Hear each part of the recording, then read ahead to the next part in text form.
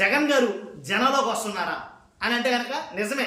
జగన్ గారు జనంలోకి రాబోతున్నారంట, నిజమేనంటగా.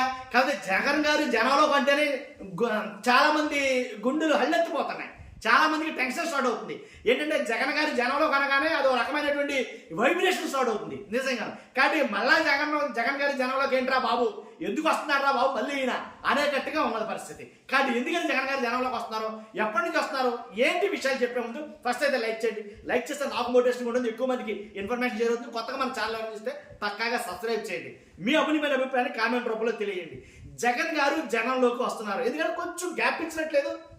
జగన్ గారు జనంలోకి రావడంలో కొంచెం గ్యాప్ తీసుకున్నట్లేదు. గ్యాప్ వచ్చిందంటారా లేదా తీసుకున్నారంటారా? కాబట్టి జగన్ గారు ఖచ్చితంగా జనంలోకి రావాలి, జనంలోనే ఉండాలి అని కార్యకర్తలు భావిస్తున్నారు, నాయకులు భావిస్తున్నారు.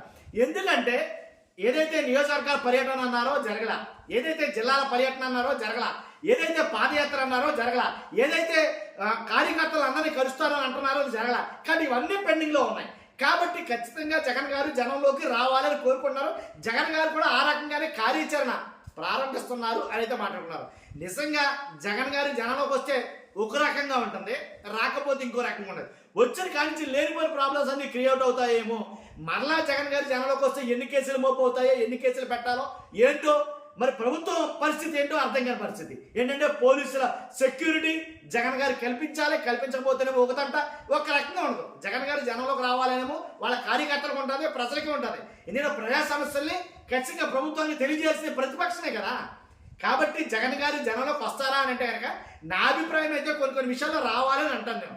ఏదైతే ఇప్పుడు బాగా హాట్ టాపిక్గా ఉందో రాష్ట్రంలో దివ్యాంగుల పెన్షన్లు ఏవైతే ఉందో దాని గురించి ఖచ్చితంగా జగన్ గారు మాట్లాడటమే కాదు, వచ్చి కలిసి తీరాలేమో అనేది నా అభిప్రాయం. మీ అభిప్రాయం ఏంటో నాకు చెప్పండి ఖచ్చితంగా. కానీ ఇలాంటి విషయాల మీద అంటే ఒక టాక్ అయితే ఉంది జగన్ గారి మీద. ఏంటంటే పోలీస్ స్టేషన్లో వెళ్ళిన వాళ్ళు మాత్రమే పరామర్శిస్తాడా జగన్ గారు? పోలీస్ స్టేషన్లో ఉన్న వాళ్ళు మాత్రమే పరామర్శిస్తాడా? అంటే మన మామూలు సమస్యల మీద, ప్రజా సమస్యల మీద మాట్లాడా అని కొన్ని ఛానల్ వాళ్ళు మాట్లాడటం నేను విన్నాను.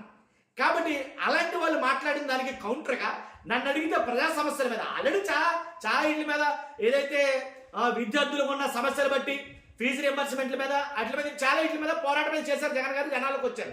కానీ ఇంకా ఎక్కువగా ప్రజా సమస్యల మీద అయితే కనుక ప్రజాక్షేత్రంలో జగన్ గారు ఉండాలని చాలా మంది మాట్లాడుకుంటున్న మాట.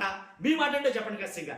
అంతేకాదు ఇలాంటి దివ్యాంగుల సమస్యలు కావచ్చు, రాష్ట్రంలో చాలా సమస్యలు ఉన్నాయి, కేంద్రీకృతమైన ఉన్నాయి. వాటన్నిటి మీద జగన్ గారు దృష్టి పెట్టాలి. మరీ ముఖ్యంగా పార్టీని ఉద్దేశించి రాజకీయంగా ఏదైతే నియోజకవర్గాల పర్యటన అన్నారో ఆ నియోజకవర్గాల పర్యటన చేస్తే బాగుంటుందని కార్యకర్తలు ఆశిస్తారు.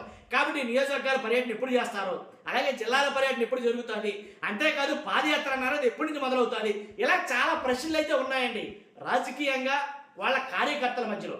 కాబట్టి వీటన్నిటి మీద చాలా చర్చలు అయితే నడుస్తున్నాయి. మరలా ఎప్పుడు వస్తున్నారు జగన్ గారి జనంలోకి, ఏదైనా పెద్ద ఇష్యూ అయితే కానీ రారా అని కొన్ని రకాలుగా, ఒకటి కాదు రెండు కాదు, చాలా ప్రశ్నలు అయితే ఉన్నాయి దీని మీద.